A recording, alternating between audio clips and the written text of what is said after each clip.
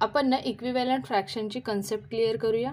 Take a strip of paper, म्हणजे एक paper घ्यायचा आहे किंवा एक स्ट्रीप घ्यायची आहे. It represent a whole number, जी एका पूर्ण नंबरला रिप्रेझेंट करू शकेल किंवा दाखवू शकेल. Fold it from the centre, आणि मधून तिला काय करायचे, फोल्ड करायचे आहे. The crease divided the strip into 2 equal part, आणि त्या स्ट्रीपला अशी फोल्ड करायची आहे की जिचे बरोबर 2 पार्ट झाले पाहिजे, इक्वल 2 पार्ट्समध्ये ही डिवाइड करायचं आहे. कलर 1 पार्ट, एका पार्टला हा कलर करून घ्यायचा आहे. The coloured part is 1/2 of the strip. आता हा काय झाला, स्ट्रीपचा 1/2, म्हणजे हा किती 2 पार्टमध्ये डिवाइड केली हिला, आणि हिचा 1 पार्ट काय आहे, शेडेड आहे. Now divided it into 4 equal parts by the folding, म्हणजे जिथून आपण आता हिला फोल्ड केलेली आहे इथून त्याचे परत आता आपल्याला काय करायचे आहे, 4 पार्ट करायचे आहेत. इच पार्ट 1/4, म्हणजे ह्या 4 पैकी हिचा एक पार्ट हा इक्वली असेल. सो हे किती झाले, 1/4.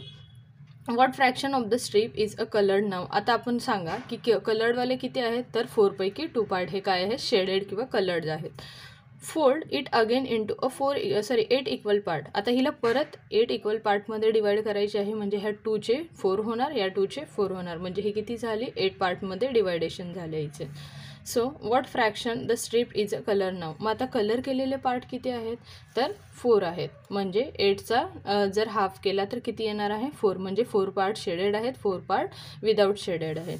The same coloured part is a represented by the different fraction. म्हणजे आता हे सेम कलर केलेले पार्ट आहेत, हे काय रिप्रेझेंट करतात, तर डिफरंट फ्रॅक्शन.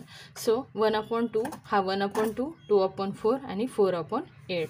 देअरफॉर 1/2, 2/4 आणि 4/8. मग हे काय झाले, 1/2, 2/4 आणि 4/8 are called a equivalent fraction. Equivalent fraction म्हणजे काय, जो एक होल नंबर असतो ज्याचा जो हाफ पार्ट येतो त्याला काय म्हणतात, इक्विव्हॅलंट. इक्वी मीन्स इक्वल, आणि पार्ट, इक्वल जे पार्ट होतात त्याला इक्विव्हॅलंट फ्रॅक्शन असं म्हणतात.